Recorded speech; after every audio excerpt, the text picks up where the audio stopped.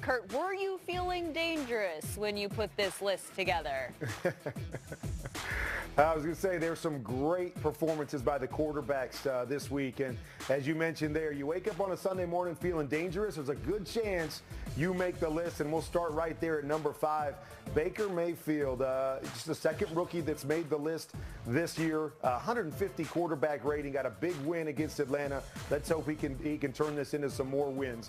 At number 4 is a guy that we haven't talked enough about this year, in my opinion, Andrew Luck. I mean, he's got 26 touchdowns, just 5 behind Patrick Mahomes, who's tearing it up, but just playing great football. He's got an offensive line now that's protecting him, and he's making throw after throw after throw. Love that he's back. He makes this league better when he's out there playing, so he gets the number 4 spot. Number 3, a guy we talked about earlier, in Mitch Trubisky. He's starting to play some really, really good football. Threw for over 350 yards, making a lot of big plays for his team. Number 2, Drew Brees. I mean, this guy is playing unbelievable. I mean, would have to be the front runner for the MVP if Patrick Mahomes didn't have over 30 touchdown passes already.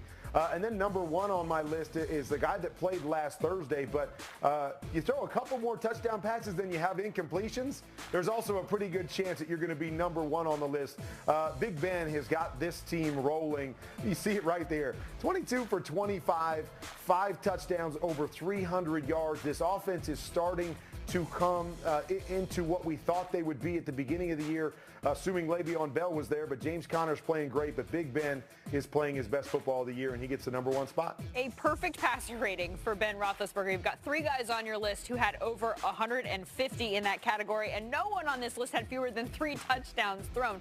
What a great week for the quarterbacks. Let's see if the fans agree with your list. This is pretty hard to argue with, but it appears that they did with one person, Marcus Mariota, coming in at number 4 on their list.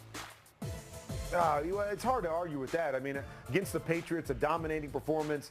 I thought he played really well, but I really like my list. Andrew Luck, 6 straight games with 3 touchdown passes or more, playing better than I think anybody expected him to play. I had to put him on the list. And look at that. They have everybody else in the exact same spot even. So it seems like you're going to, the number of angry tweets that you're going to get this week is going to be fairly low. Well, yeah, we'll see. I'm going to still get a few on why Tom Brady wasn't on there or Aaron Rodgers. I get those every week, but I'm glad we were pretty close. But you got to win, so Patriots fans. That's a big part of it. It's a big part of it. Thank you, Kurt. Time now for Best Choice, presented by Golden Corral. Thursday night football, and we're setting our fantasy lineups here. We bring the one and only Michael Fabiano out to do just that. Interesting matchup here where we could be seeing a lot of points. Let's break down some of the players. Russell Wilson's a must-start, yes, these days? Or He's close to a must-start. He's been better. I'm projecting him for 20 fantasy points in this game. The good thing about Russell, he started to run with the ball more often. Earlier in the season, he wasn't doing that.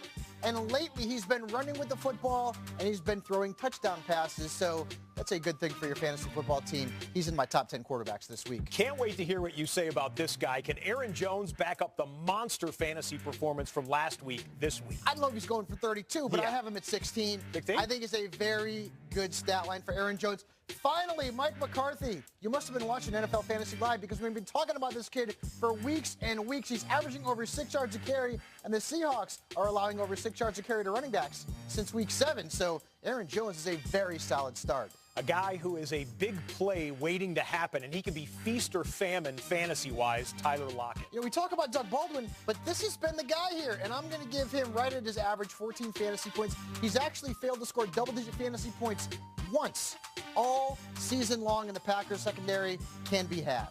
And the guy who's, it's a revenge game, I guess you could say, Jimmy Graham against one of his former teams. How does the tight end do? He's been a disappointment this season, but you know what? Because it's a revenge game, I'm going to give him 12 points. I say he gets into the end zone, and Graham is a tight end 1 this week.